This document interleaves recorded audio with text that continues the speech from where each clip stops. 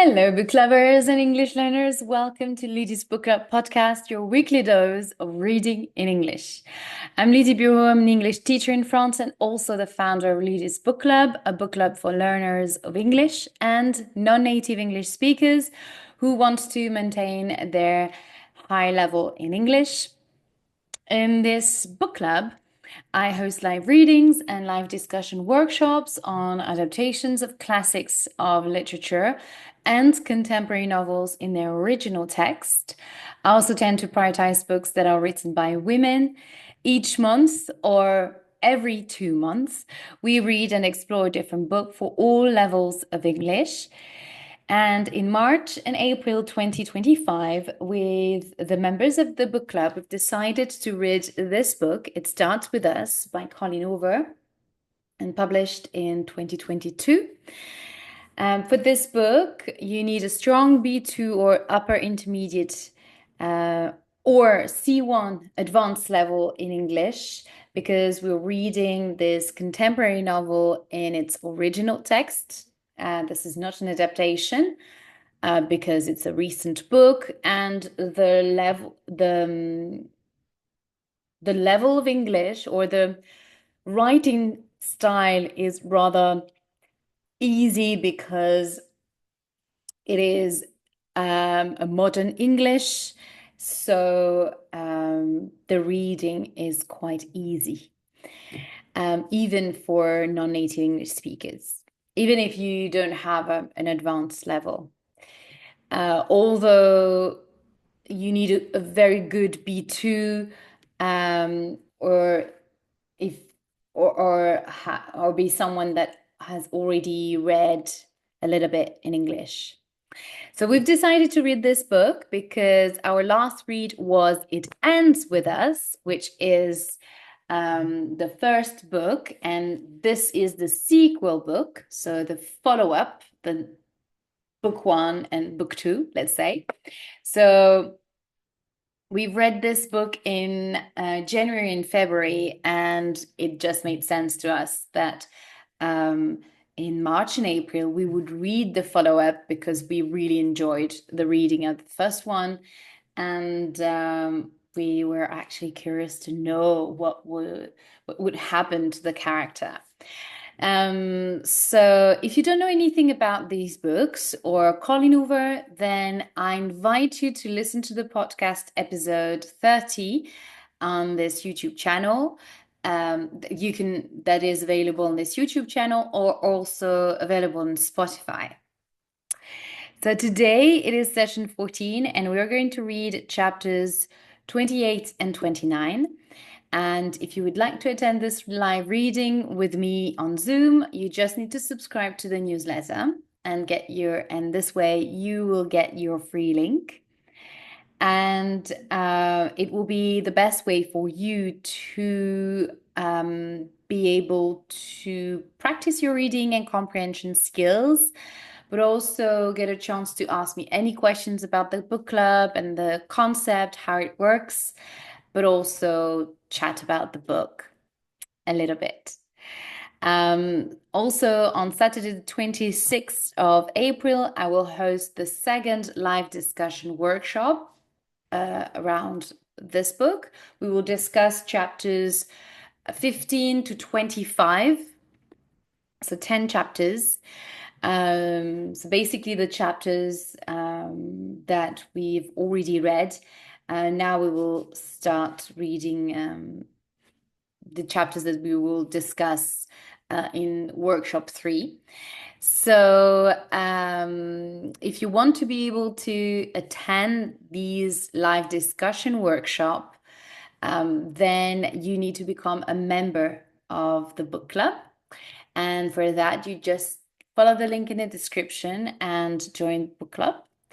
It will definitely be the best way for you to improve your speaking skills and your fluency in English, but also get the confidence to read more and have more motivation to read after and to keep reading in English. And finally, this is a fantastic way to meet other members of the book club as well and have a say in the next books that we are going to read in the book club. Last thing, well, if you're not sure yet about joining the book club, then you can also purchase the live workshop series that were based on previous books. So if you are interested, you can just go to the workshop store on the book club website. And this way you will see the whole selection of, well, the catalog basically of all the books that we have read so far, all the workshop that we've done so far. And once you create, so you don't need to become a member of the book club to purchase a workshop. You just, on checkout, you just create your own login, and with this login, you get a private access to the videos, and this way you be able to enjoy the videos at your own pace and read the book really at your own in your own time. Especially if you're not able to commit to the discussion workshops on the dates that we have the lives. So that's also an option in the book club. Of course, if you have more questions, you can also drop me an email or message me on Instagram. I'm also available there or here. If you just leave a comment, I'll be happy to answer you. So, I'm just going to do a quick recap of chapter 26 and 27, the chapters that we've read last Saturday. So in chapter 26, I read an entry from Lily. This is a chapter narrated by Lily. And here it starts with a text from Ryan. So Lily receives a text from him really late at night, or she just, yeah, at 5 in the morning, actually. And he is bullying her in a way for seeing someone else. And he is being really insulting. And invasive in a way. So she felt really disturbed by his text messages.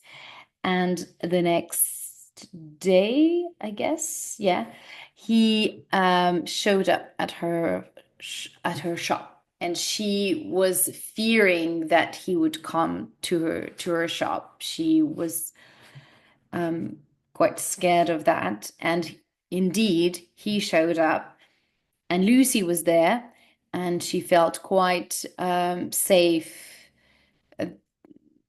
that she was there, and she asked her to stay in the shop, not leave. She didn't want to be alone with him. So you can see how scared she was, that she couldn't even imagine, or she couldn't even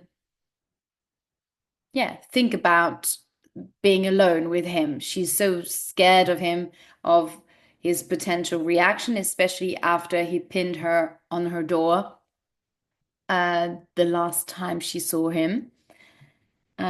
So she just doesn't know what to expect from him, and she's scared of him. And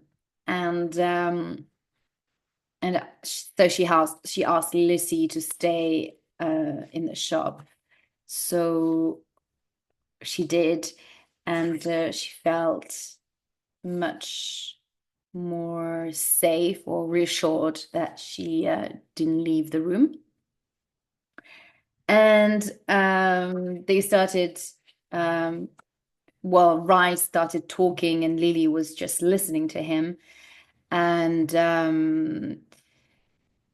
Lily just bluntly, or just in a very sharp way, she talked to him in a very sharp way, saying that she she's going to show. Well, Ryle comes to her because he's actually worried that she will tell his sister about the text messages. So this is that is his first question. He doesn't even apologize really. He just says, "Oh yeah, he does. I'm sorry." Again, he apologizes, but after being a complete asshole, he says, "I'm sorry." He said that he was sorry that he had too much drink. He doesn't even remember his text. And then the first question is, did you tell Alyssa, his sister? And sorry, and Lily doesn't answer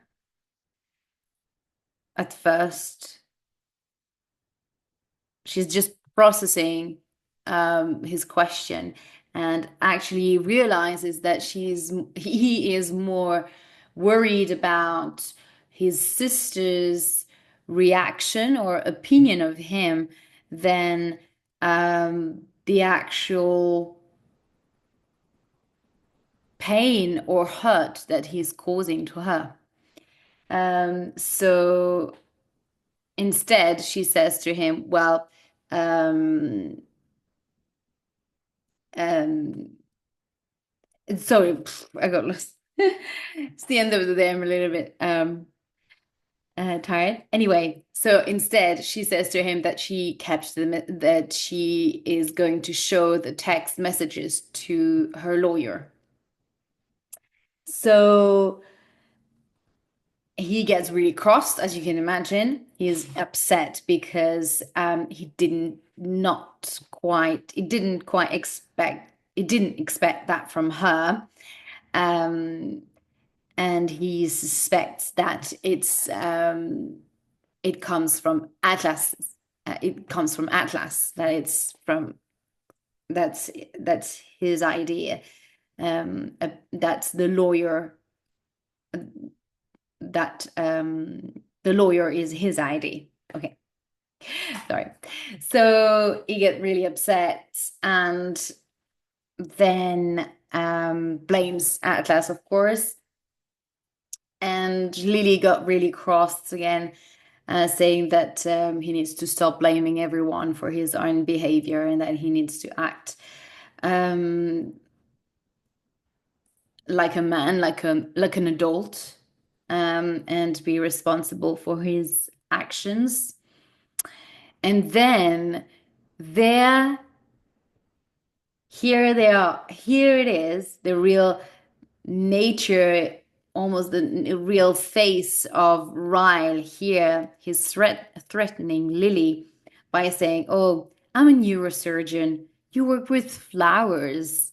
You can't touch me. You can't reach me. You can't do anything against me because if I get my lawyers involved, then um, you be the one who will lose, basically." And he says to her that before that she needs to remember that he is paying for the apartment she lives in. So yeah, he's threatening her to get also his lawyer involved. If she starts getting the lawyers involved, then he'll do the same, and he will fight back. So he leaves the shop in a very,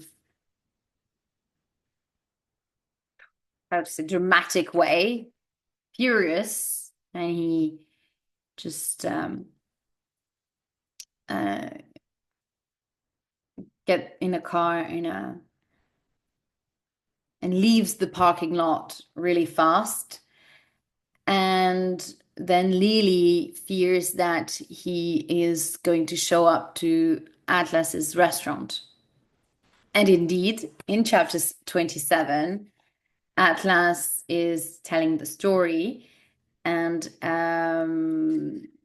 Lily is talking to him on the phone. She calls him, and she's as she's talking to him on the phone, as he is talking to her on the phone, Ryle arrives at the restaurant, and when he sees him, he immediately punches him and in the face. But this time Atlas doesn't respond and stays calm in front of him and just listens to him, doesn't and don't and he doesn't um he doesn't stir him up in a way. But instead, he tries to be compassionate towards him, saying that, yeah, of course, I don't know what you and Lily have been through. Um, you're right, but you're a great neurosurgeon, and you are probably very good at this job, but you've been a terrible husband. Um, and he's trying to make him reason, make Ryle understand that he's been terrible with Lily and that she doesn't deserve it.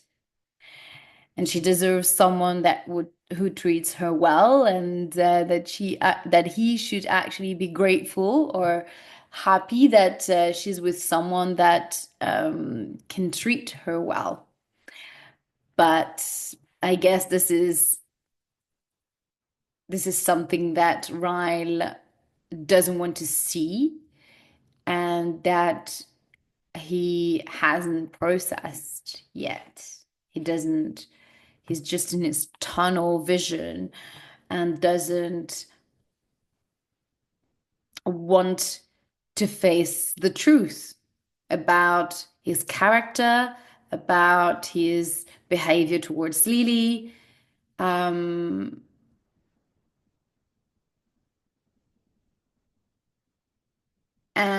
instead blame everyone else for his own misbehavior. So, and yeah. So, in the end, Rye just stays in his own way of narrow-minded thinking, and he just throws at Atlas that he won't be there when their relationship ends.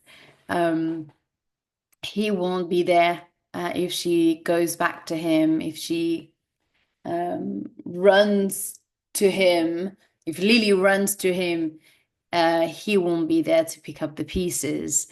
And at this point, and then he leaves, and Atlas made the realization that he actually doesn't know anything about Lily. He's fighting for someone that he doesn't know, that he barely knows, because Lily definitely did not run to Atlas when they reconnected, when they first saw each other at the restaurant a year ago, a year and a half.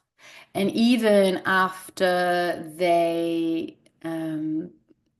she divorced Ryle, a whole year went by, and she did not reach out to Atlas. She didn't go to him. So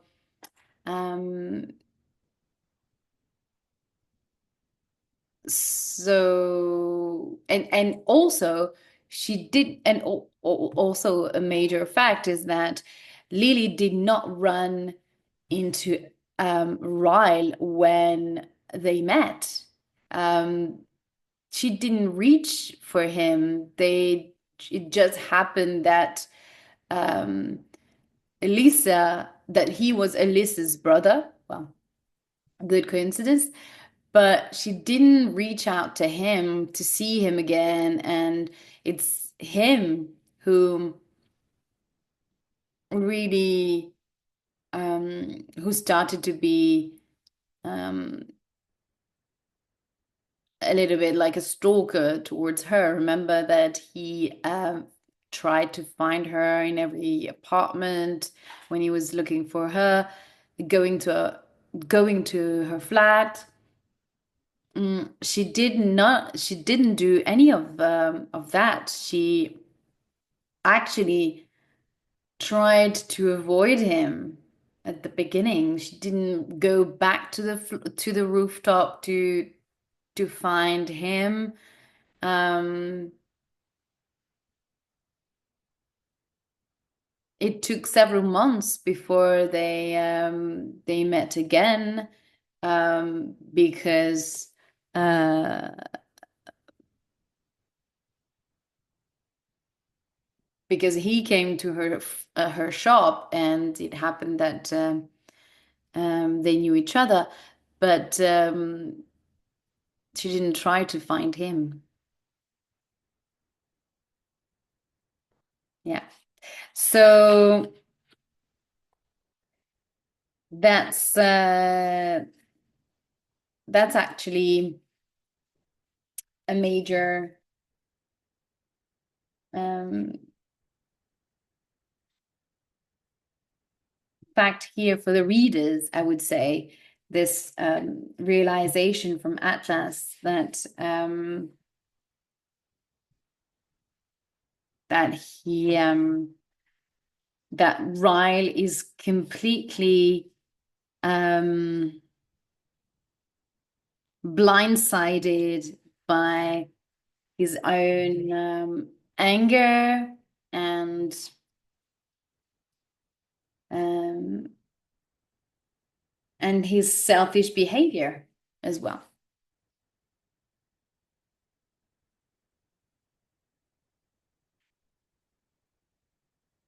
Yeah, right. So let's start reading chapter 28. Lily. Elisa has the bright idea of just setting them on the floor on a layer of trash bags so it will be an easy cleanup. Emmy and her cousin Riley are both covered in cake now.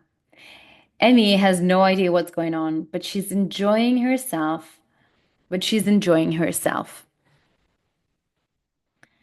Um, we ended having a small party for her here at Elise's. My mother is here, Ryle's parents, Marshall, and Elisa. Ryle is also here, but he is about to leave. He snaps a couple of photos on his phone before giving both the girls a quick kiss goodbye. I heard him telling Marshall it's been a busy day with work, but he made the party. I was happy he made it in time for presents. He made it to the yeah, he made the party. I was happy he made it in time for presents, and he stayed until the cake was mostly demolished. I know it means something to Emmy someday when she sees the pictures. We haven't spoken the entire time he's been here. We've circled around each other, pretending everything is fine in front of everyone. But Ryle is anything but fine. I can feel the tension radiating from him while standing across the room. Being ignored by him is better than being blamed by him, though. I take the silent treatment over the alternative any day. Unfortunately, I don't get the silent treatment for long. Ryle is making Riley's making eye contact with me for the first time today. I made the mistake of standing alone, so he takes this as an opportunity to walk over and stand beside me. I stiffen, not wanting to do this right now. We haven't spoken since he insulted me while walking out of my flower shop last week. I know we need to have a conversation, but our daughter's birthday party is not the time or place. Ryan slips his hands into his pockets. He tucks his chin against his chest and stares at the floor. What did your lawyer say? Anger climbs up my chest. I side-eye him and give my head a shake. We aren't having this discussion right now. Then when? It's not really a matter of when, but who with, because I'm not going to discuss anything while we are alone ever again. She's learned her lessons. So it's privilege. So that privilege is over. I'll text you, I say, and then I walk away, leaving Ryle standing alone. My mother is holding Emmy, whipping cake off her face and hands. So I head in their direction, but Elisa pulls me aside before I reach them. Let's chat, she says. I follow her to her bedroom, where she sits on her bed. She only brings me to her bedroom when she wants to confront me about something, and her timing is always impeccable and intuitive. I roll my eyes as soon as I walk into a room, and then I sit down on her bed. What do you want now? It's been a couple of weeks since we've caught up alone. There's a lot she could be wondering about my life. It's been pretty eventful here lately. Elisa falls back onto the bed. Things between you and Ryan feel like kind of off today. It's noticeable.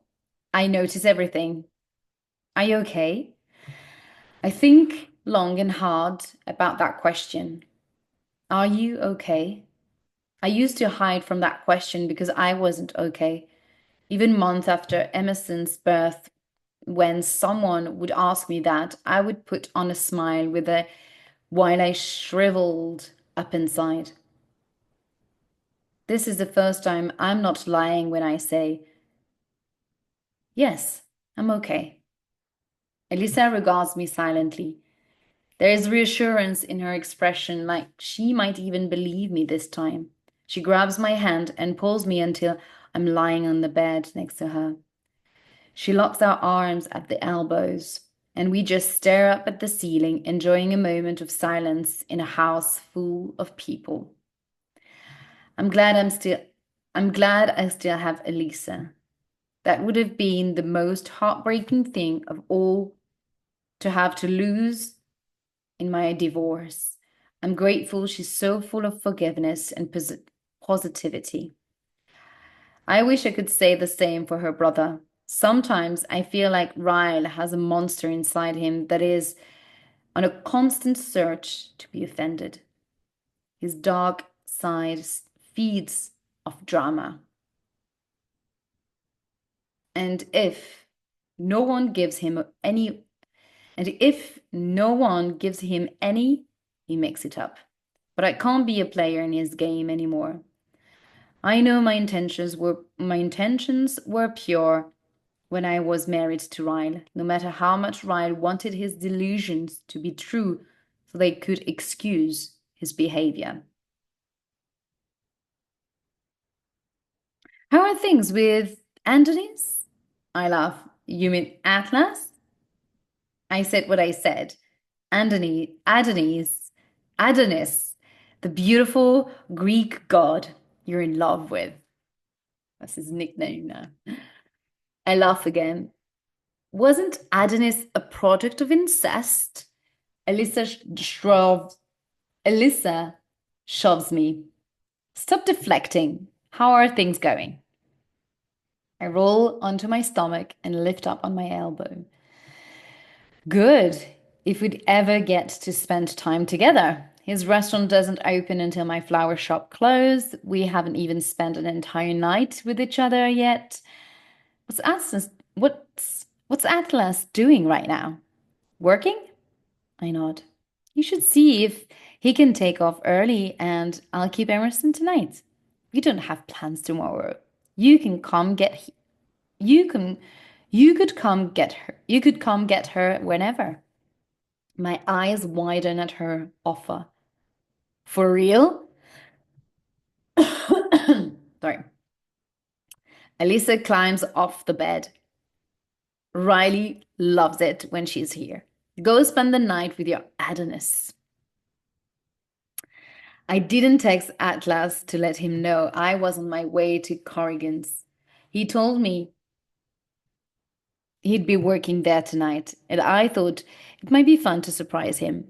But when I walk through the door that led to the kitchen, I'm amazed at how busy it is. No one even hears me enter, so I look around until I spot him. Atlas is inspecting each plate as they're given to him to place on trays. Then the wait staff quickly disappear with the food through the double doors. This place is more upscale than Bib's, and I thought Bib's was upscale. All the waiters are dressed in formal attire. Atlas is in a white chef's coat that matches a couple of others in the kitchen. They've got such a groove going. I question whether I should have shown up.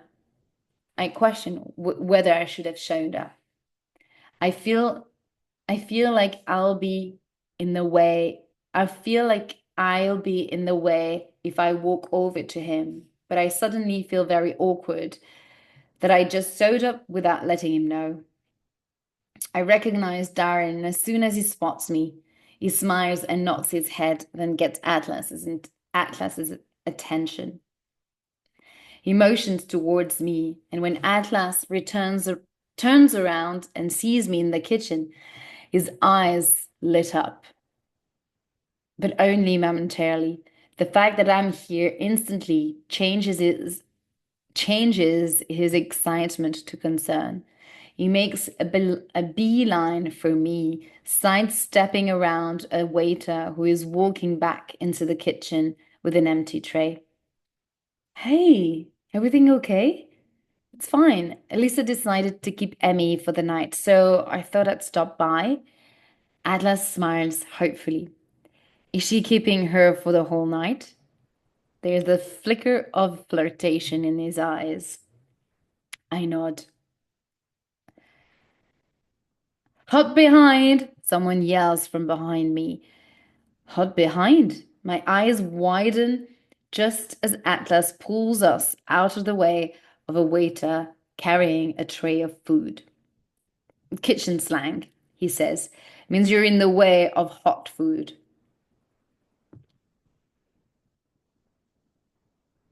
Oh, Atlas laughs and then looks over his shoulder at all the plates he's falling behind on. Give me about 20 minutes to get us caught up.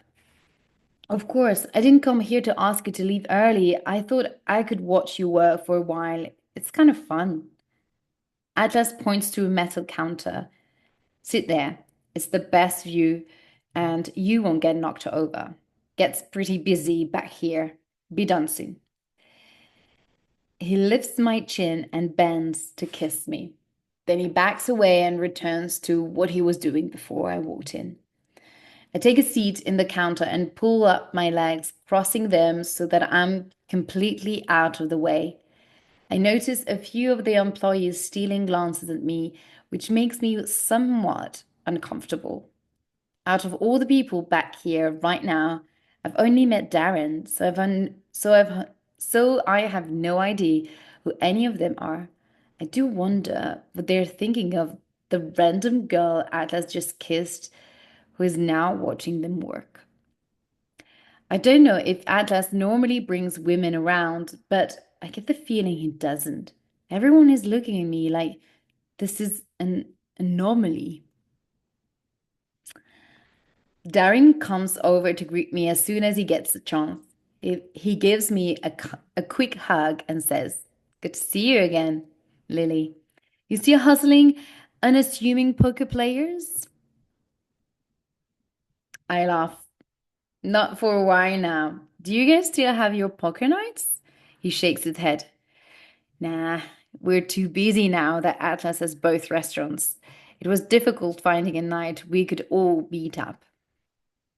"That's a shame. Are you working here now?" "Not officially. Atlas wanted to see how I work with the menu here. He's thinking of promoting me to head chef." He leans in and smiles. "He said he wants more time off. I guess now I know why." Darren tosses a rag over his shoulder. It was good to see you. Sounds like you'll be around more often." He winks before walking away. Knowing Atlas is making an effort to spend less time at work makes my stomach swell with happiness. I spend the next 15 minutes silently watching work. Atlas work. Every now and then he'll glance at me and give me a warm smile.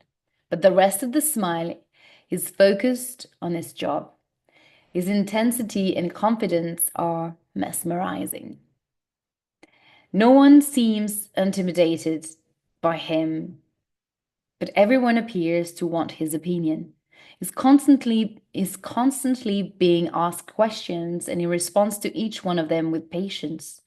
In between those moments of teaching, there's a lot of yelling, not the kind of yelling I'd expect to find in a kitchen, but people calling out food orders and cooks yelling their acknowledgement.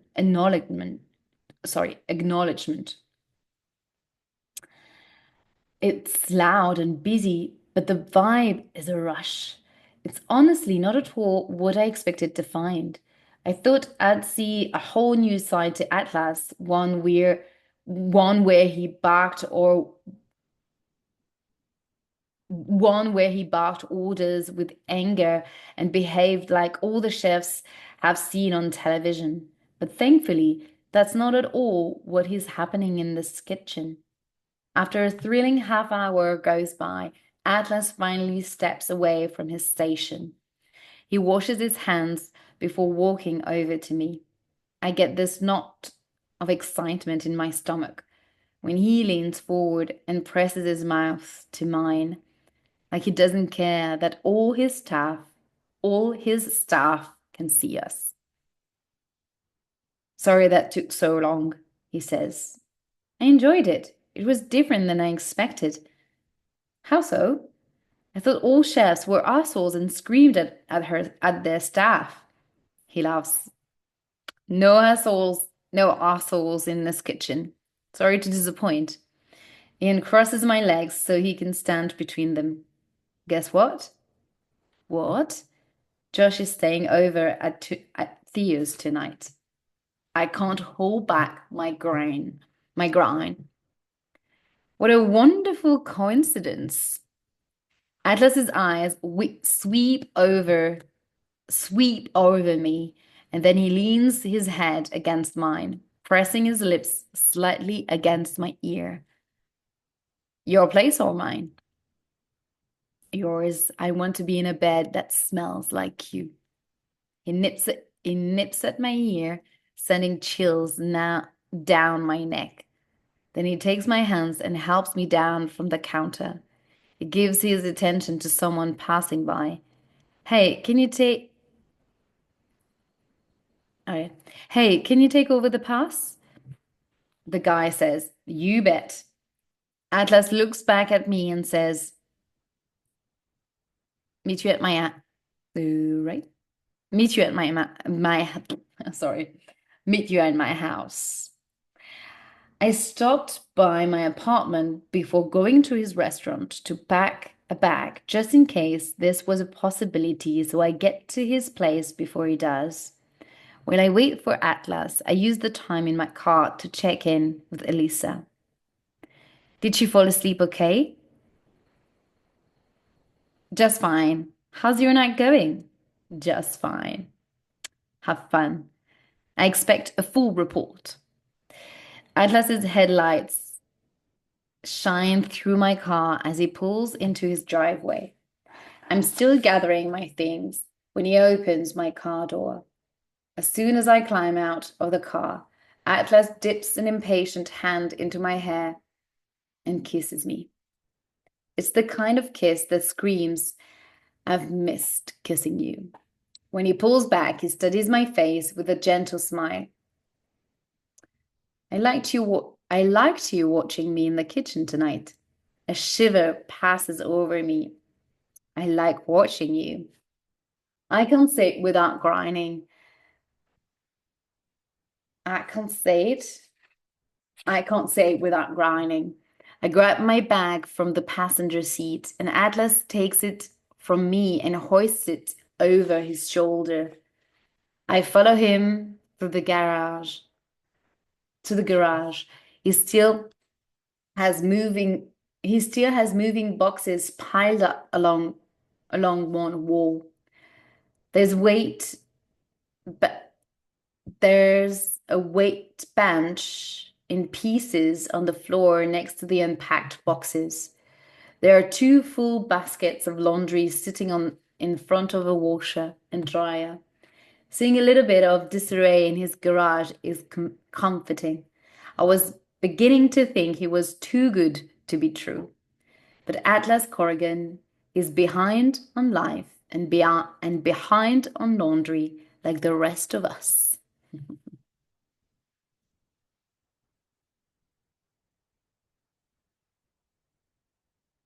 He unlocks his house and holds the door open for me. It's smaller than his last one. It's smaller than his last one, but it's more him. And it's not a cut and paste brick building in a subdivision of similar looking homes. The houses in this neighborhood have character. Each one is vastly different, from the pink two-story house on the corner to the modern boxy glass one at the other end of the street. Atlas's house is a bungalow-style home, nestled in between two larger homes. When I was here last time, I noted that he somehow got the biggest backyard of the three. Of the three. Plenty of room for a garden someday. Atlas enters his security code into his keypad. It's 9595, he says, if you ever need it. 9595. I repeat, noting it's the same number combination as his phone. He's a man of commitment. I like it. His secret code isn't a key to his house, but it feels almost as significant. He places my bag on his couch and then flips on the living room light. And then flips on the living room light. My back is to the wall and I'm standing out of the way, watching him. It's a good thing he informed me that he liked it when I was watching him at work, because watching Atlas is my favorite pastime. I could live my life as a fly on his wall and be content. What's your routine when you get home at night? Atlas tilts his head. What do you mean? I gesture at the room. What do you do when you get home at night? Pretend I'm not here. He regards me silently. Then he walks toward me, pausing right in front of me. He presses a hand onto the wall beside my head and leans in. Well, he whispers. First, I take off my shoes. I hear one of his shoes being kicked off, then the other. He's silently an inch lower and even closer to my mouth. He feathers his lips slightly across mine, sending fireworks popping beneath my skin. Then he kisses the corner of my mouth. I take a shower. He pushes off the wall and backs away, his eyes locked on mine in a dare. He disappears into his bedroom. I'm inhaling a steadying breath when I hear his shower start running. I slip off my shoes and leave them next to his. Then I follow the path he took down the hallway. I gently push open the half-closed door and take in his bedroom in person for the first time. I've seen it in our video chats, but I didn't come in here when I came to his house the first time. I recognize his black headboard and the denim blue accent wall behind it, but the rest of his bedroom is new to me. I pass over everything in search of the bathroom door. He left it open. His shirt is on the floor by the doorway. I don't know why my heart is pounding like it'd be my first time seeing Atlas without clothes. It's not like I'm brand new to this or him or even to showering with him, but every time I'm with him, it's like my heart gets amnesia. I make it to the doorway of his bathroom, disappointed to see that his shower is hidden behind half of a stone wall.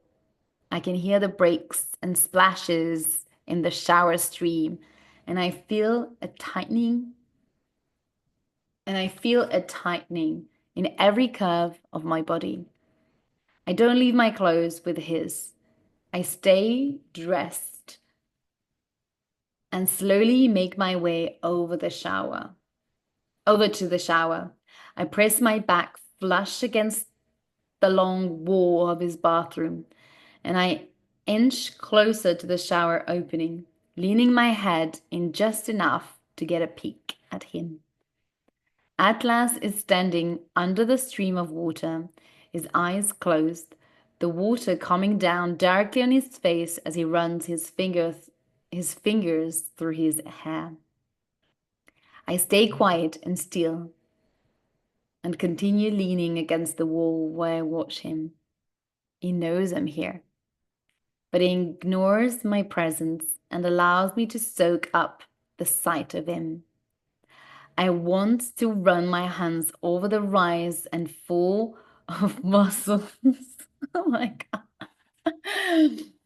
Oh my God. I want to run my hands over the rise and fall of muscles across its shoulders, and I want to kiss the dimples in his lower back. He is absolutely beautiful. Once he rinses all the soap out of his hair and off his face, he looks toward me. His eyes catch mine and they narrow and darken. Then he faces me, my gaze falling. Lily, my eyes move back to his and he is smirking. Then so quickly, he strides across the wet tile and yanks me away from the wall until I'm wrapped in his arms. He pulls me into the shower with him and gasp from the rush of it all. And I gasp from the rush of it all. He catches my gasp in his mouth as he grips my thighs, pulling my wet blue jean covered as he grips my thighs, pulling my wet blue jean covered legs around him. My back meets the shower wall, taking some of my weight off Atlas so that he can free up a hand. He uses that free hand to unbutton my shirt. I use both of mine to help him.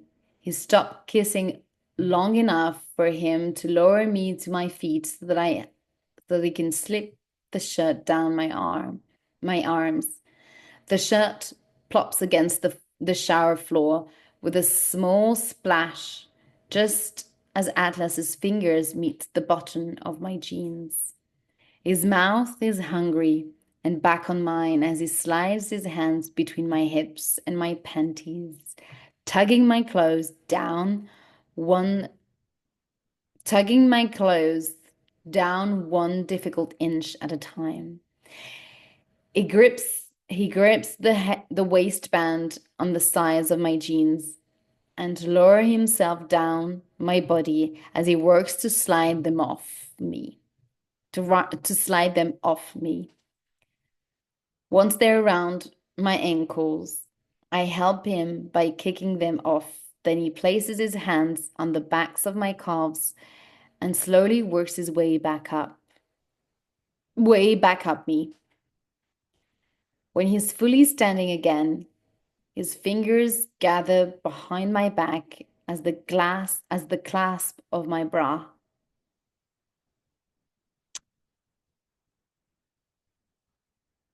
When he's fully standing again, his fingers gather behind my back at the clasp of my bra. My stomach clenches as he begins to unfasten it. To unfasten it. His mouth finds mine again, but this kiss is gentle and slow, like the removal of this last piece of clothing deserves to be savored. I feel his hands slide to my shoulders,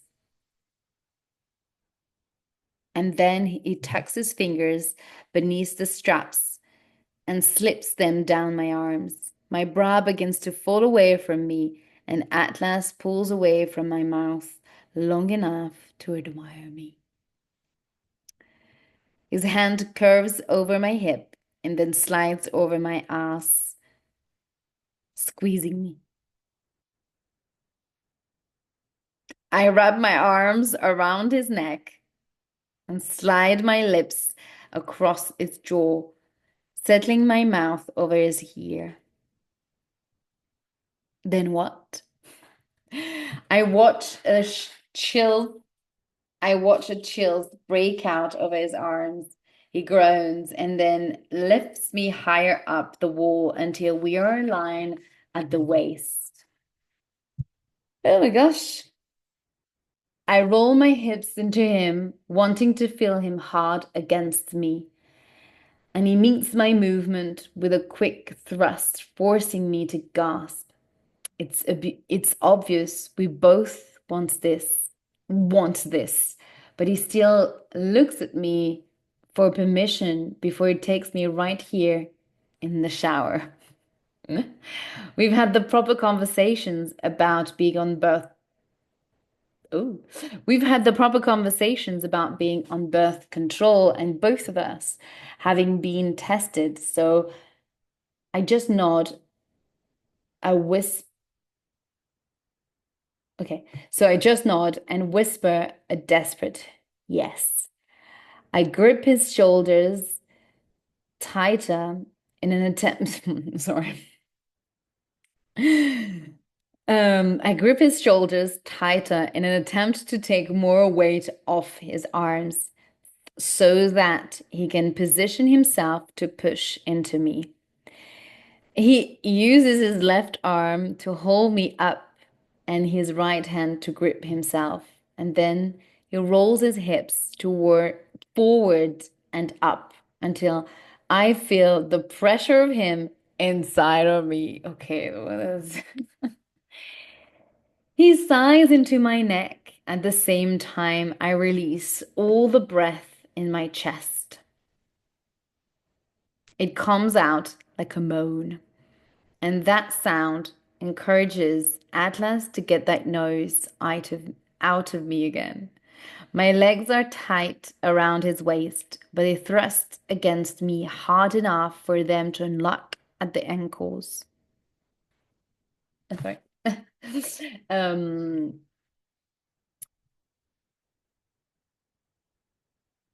I start to slip down him, but he hoists me back up and repositions himself until I'm filled with him all over again. I release another moan and he rolls into me a second time and a third time. and it may not be as graceful against a water-soaked shower, sorry, not grateful, as graceful against a water-soaked shower wall as it is in a bed, but I can't get enough of the unruly side of him. He gives me that unruly he gives me that unruly side of him for several minutes before we're both too weak and breathless to continue this without the support of a bed. He doesn't say anything after he pulls out of me and lowers me to my feet. He just turns off the water and then grabs a towel. He starts at my hair, squeezing water out of it with both his hands. And then he slowly works his way down my body with the towel until I'm dry enough. Oh my God. I'm falling for this. This is very, very descriptive, but also just you just get slipped into this. He does a quick swipe of himself with the towel before grabbing my hand and walking me out of the bathroom. I don't know how something as simple as him holding my hand on our way to the bedroom can make my heart expand. It's just simple thing, but the way it is done, it is just, this is what makes it beautiful, actually. I don't know how something as simple as him, expand, my heart expand, sorry. Atlas lifts the blanket and motions for me to climb into his bed. It's so comfortable. It feels like I'm nestling into a cloud. He scoots, he scoots it, he scoots in next to me, stopping only when he can't come over, stopping only when he can't come even a centimeter closer to me. He's on his side, but he rolls me so that I am flat on my back, tucked against him. I like this position. I like the way he's holding himself up on his elbow, hovering over me. I like the slight grin in his eyes, as if I'm a reward is earned. Atlas lowers himself, and we're no longer easing into these kisses. It's an immediate dip and hungry kiss that starts with the dive of his tongue and ends with him impressively reaching for a condom and putting it on without interrupting the strings of his kiss. Wait, why would he put a condom when they didn't in the bathroom? Atlas grips the inside of my thigh. Why would he put the condom? They didn't use one in the shower. Doesn't make sense. Atlas grips the inside of my thigh and pushes my leg aside to make room for himself.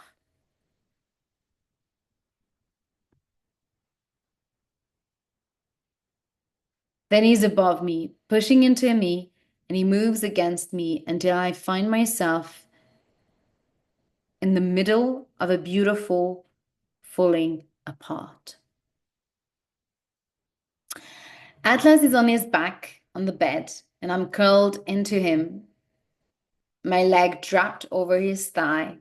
These are the moments I look forward to sharing with him the most.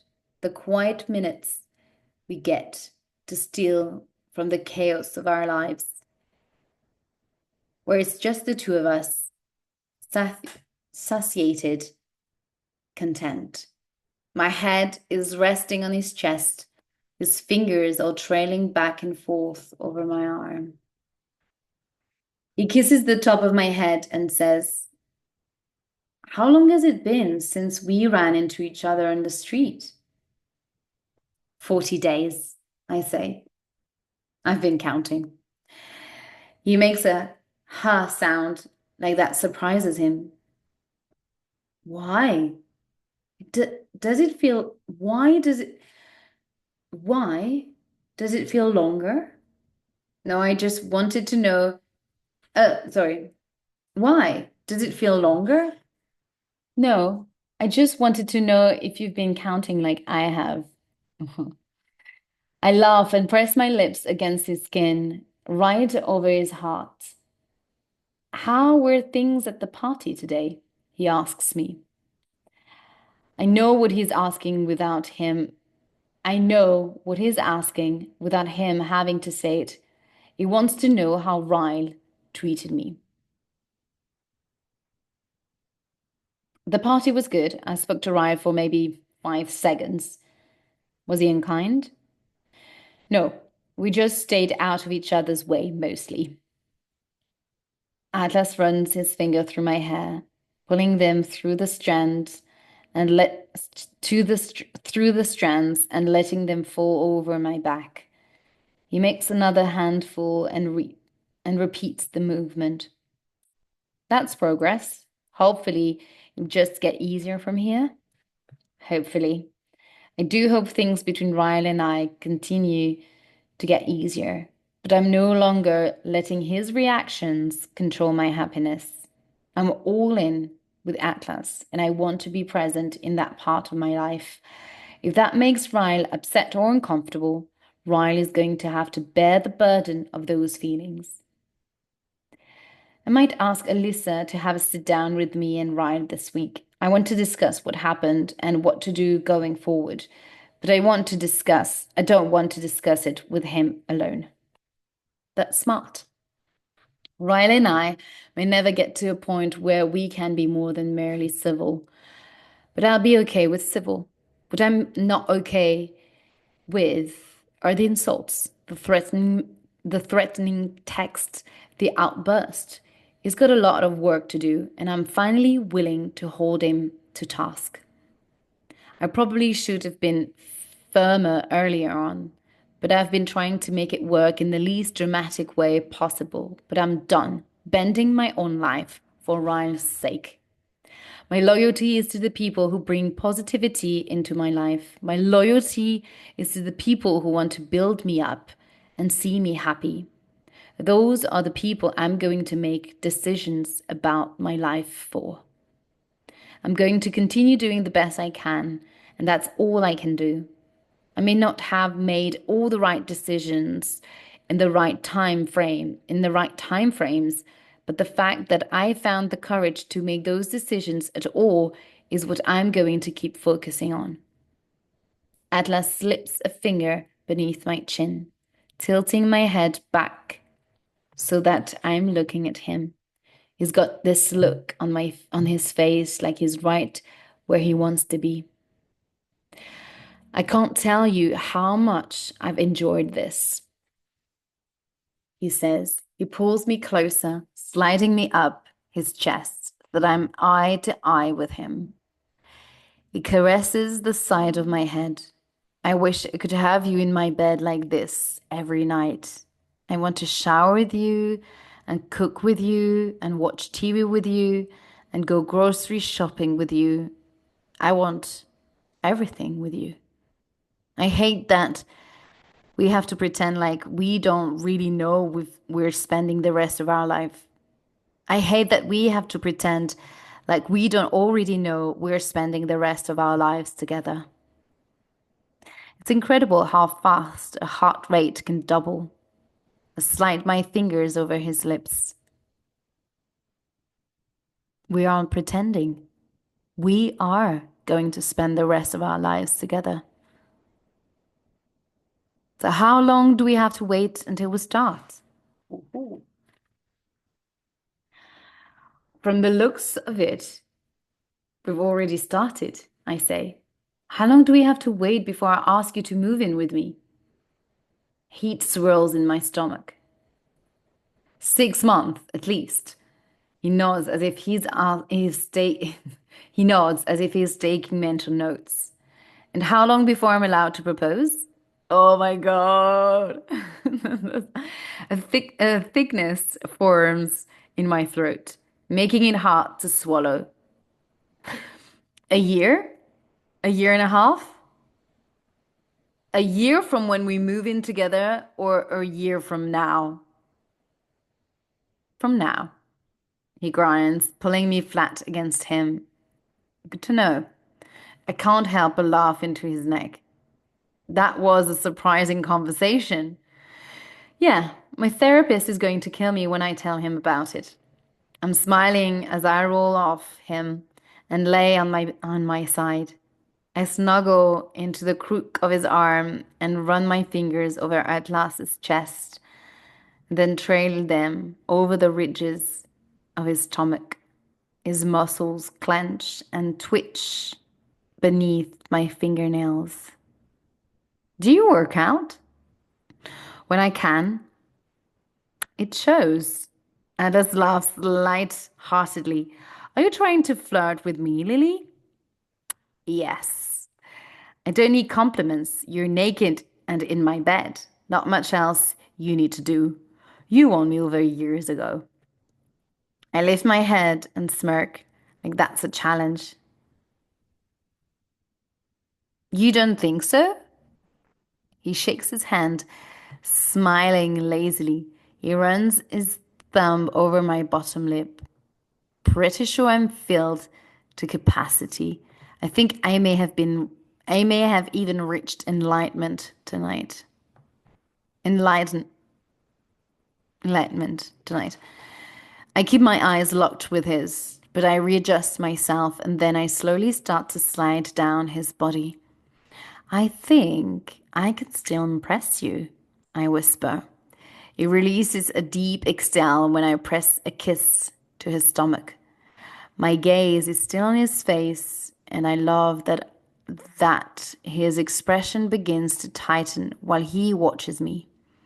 He swallows when I start to move the sheet aside until it is no longer covered below the waist. His eyes darken. Wait, my gaze is still on his face, and I love that his expression begins to tighten when he watches me. He swallows when I start to move the sheet aside until he's no longer covered below the waist. His eyes darken. Fuck. Lily. He allows his head to fall back against his pillow as soon as my tongue slides up the length of him. He groans when I take him in my mouth, and then when I take him in my mouth,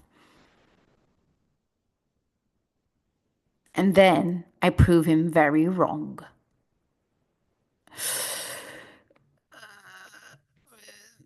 The length of him. My tongue. Right, she's leaking him? Or she's doing a good job. Yes. Chapter 29. Atlas. I can't get enough of her, but I think it's okay because she can't seem to get enough of me.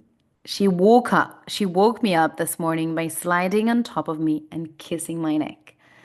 She ended up on her back seconds later with my mouth between her thighs. All right. Maybe we're so hungry for each other because we know it's rare that we'll get days like this. Or maybe it's because we've missed each other for so many years. Or maybe this is just what things are like when you're in love.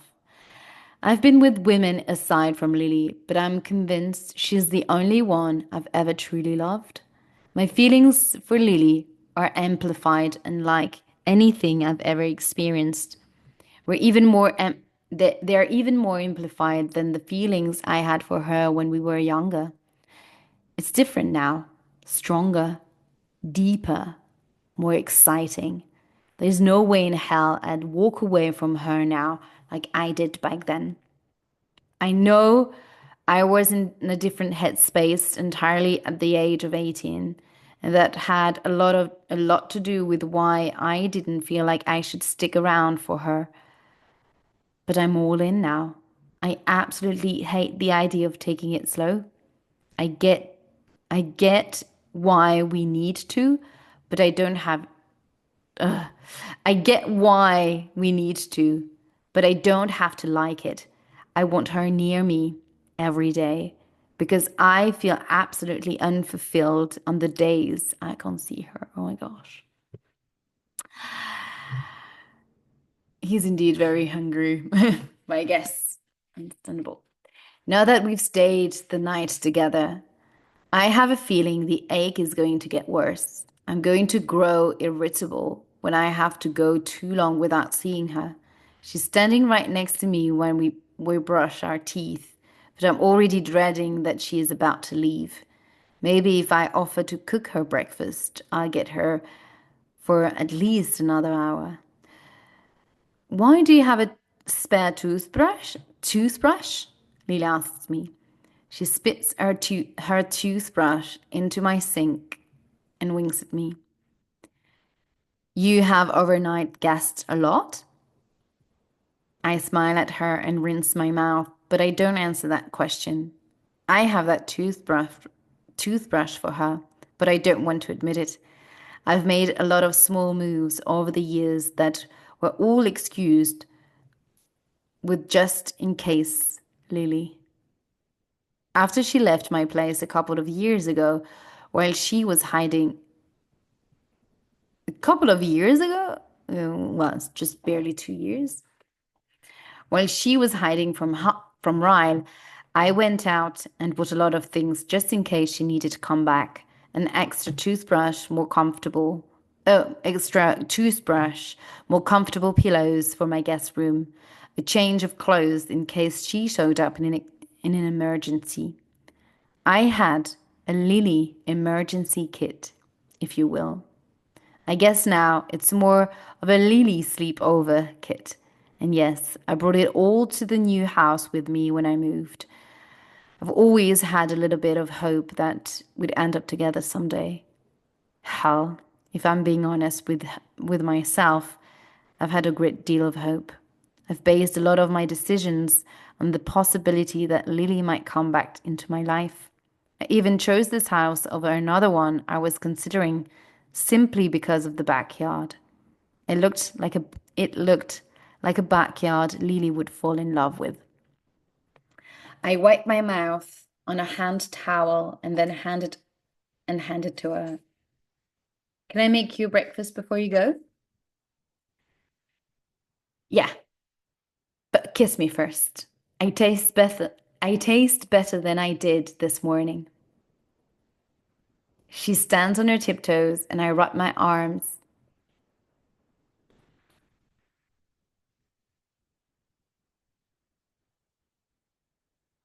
Yeah. She stands on her tiptoes and I wrap my arms around her and lift her the rest of the way to my mouth. I kiss her while I walk her out of the bathroom and then drop her into my mattress. I hover over her.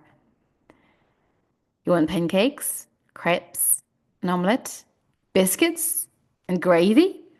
Before she can answer me, my doorbell rings. Josh is home. I give her a quick peck. He likes pancakes. Will that work? He likes pancakes. Will that work? I love pancakes. Pancakes it is.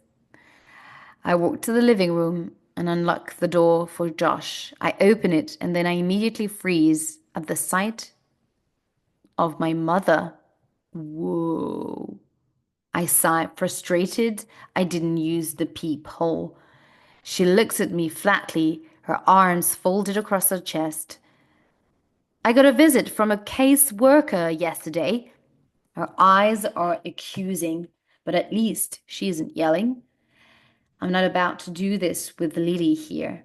I step outside and try to close the door, but my mother slaps it open. Josh, get out here! She yells in the house. He isn't here. I keep my voice low. Where is he? At a at a friend's house. I pull my phone out of my pocket and check the time. Brad said he'd have Josh here by 10 and it's 10:15. Please don't let him show up while Sutton is here. Call him, she demands. The door is wide open from when Sutton pushed it, so I can see out of the corner of my eye when Lily emerges from the hallway. This is not how I wanted my morning with Lily to end. I can feel the regret slide all the way through me. I shoot her an apologetic look and then give my attention back to Sutton. What did the case worker say? I ask her. Her mouth screws into a tight twist and then she looks into her left. They're not even opening an investigation. If you don't return him to me today, I'll file charges. I know the steps. Child Protective Services has to take during an investigation, and they haven't even contacted Josh for an interview yet.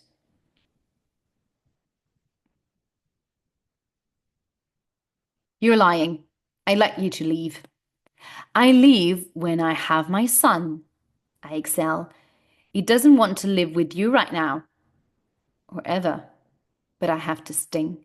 But I save that sting. Sorry. But I save that sting. He doesn't want to live with me. He doesn't want to live with me. She repeats with a laugh. Kid that age wants to live? What kid that age wants to live with their parents? And how many parents haven't slapped a kid that age? They don't even custody over that. They don't end custody over that. Jesus Christ. She folds her arms over her chest again. The only reason you're doing this is to get back at me. If she knew me, she would know I'm not vengeful like she is, but of course, the conclusion she comes up with is something that only fits her own personality. Do you miss him? I ask her, my voice calm. Honestly, do you miss him? Because if you're doing this to prove something to someone, just let it go, please.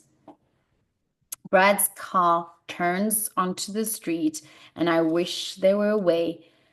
There were a way I could ask him to keep driving, but he's pulling up to the curb before I can even reach my phone. Sutton follows my line of sight and sees Josh opening the back door of Brad's car.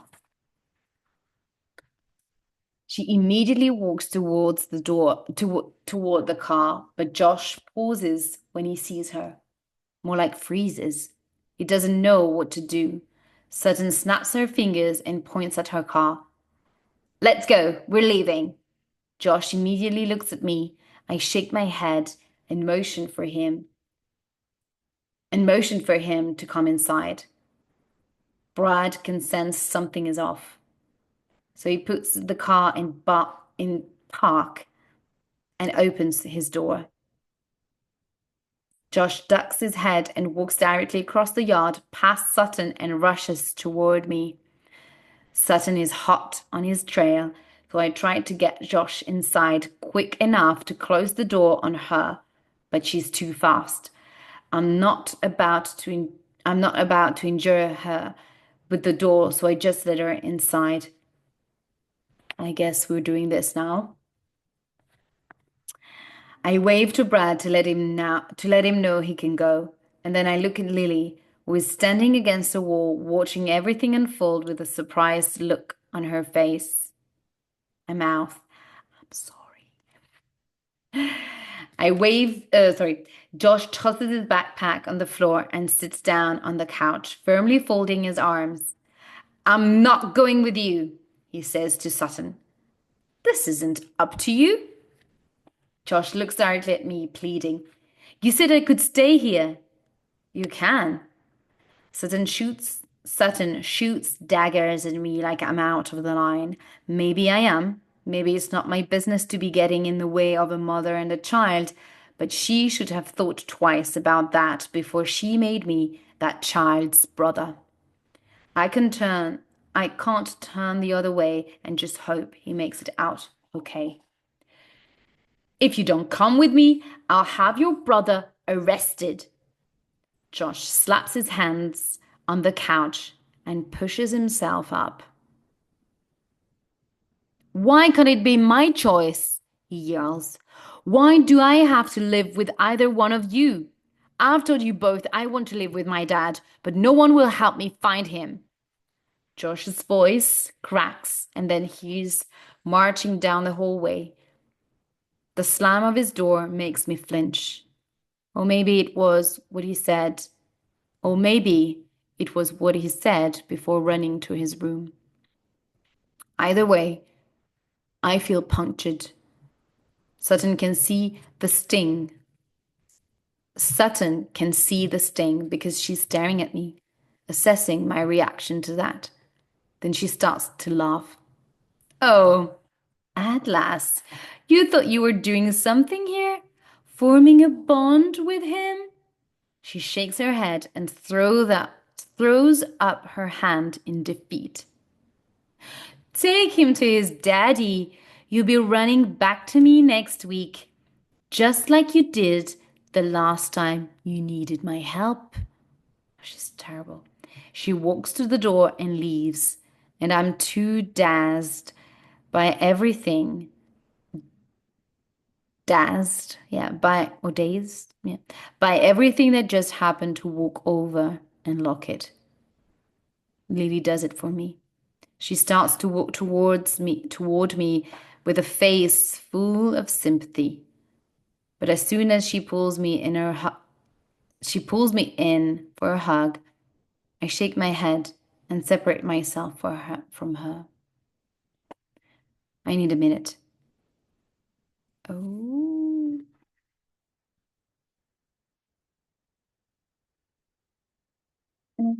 Poor thing.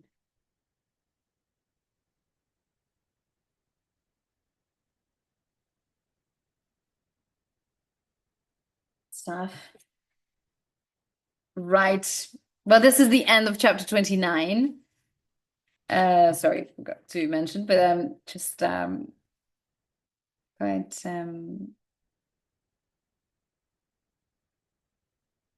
feel a bit emotional now for him.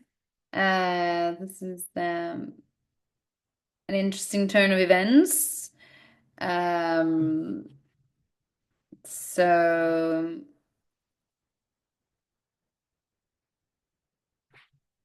here we're just a couple of chapters away from the end. We're reaching the end of the book, and really don't know how this is going to unfold because it doesn't seem like Josh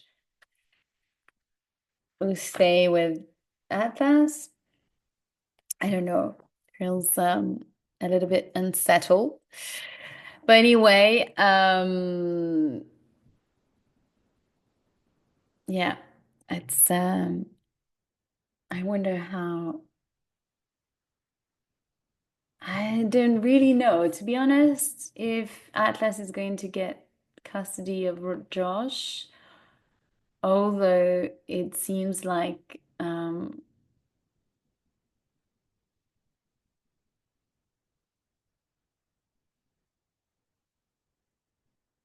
his best option. Don't know. What do you think? Tell me what you think is going to happen um, at the end. But or maybe I don't know. Um, it would be interesting. I'm not sure she's going to tell. I don't know whether if they're going to be a passage where Atlas finds Tim, so Josh's father. But it really shows the mother just leaves. Um, she leaves her son in the end. She doesn't fight very long for him in the end. She's just satisfied by the fact that her son doesn't want to stay to either of him or her or to either of them. So she was just unhappy that Josh that she would think that Josh wanted to stay with Atlas. But now that she knows that Josh doesn't want to stay at Atlas's, um, then she's fine with she doesn't want her son back in the end. Doesn't she doesn't um, push much. Um, and she just expects her son to, well, Atlas, to come back to her, similarly to Ryle's reaction when he said, "Well, you come back," but he's certain that that Lily would come back to him.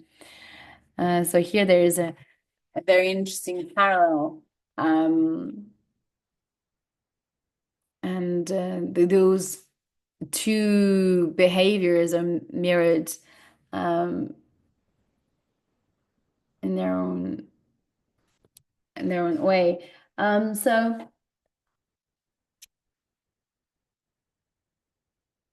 So yeah, this is quite sad for. It feels well. It seems like Atlas is feels a little bit defeated in a way because I guess he had expectations um, that that Josh would want to stay at his place, but now his hopes are quite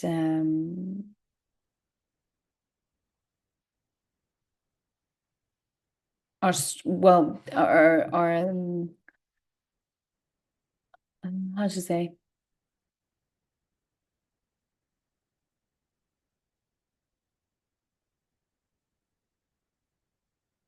they're yeah or it feels like he's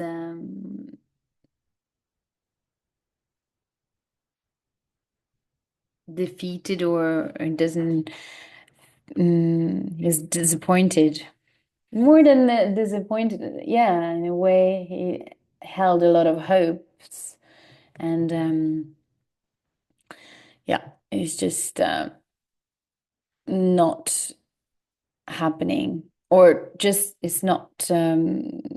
Yeah, yeah, he felt quite hurt, I would say, by Josh's reaction. Anyway, I'm gonna stop here, just rambling for nothing. So let me know what you think about this chapter. I would love to hear about your intake and your reflection on these chapters.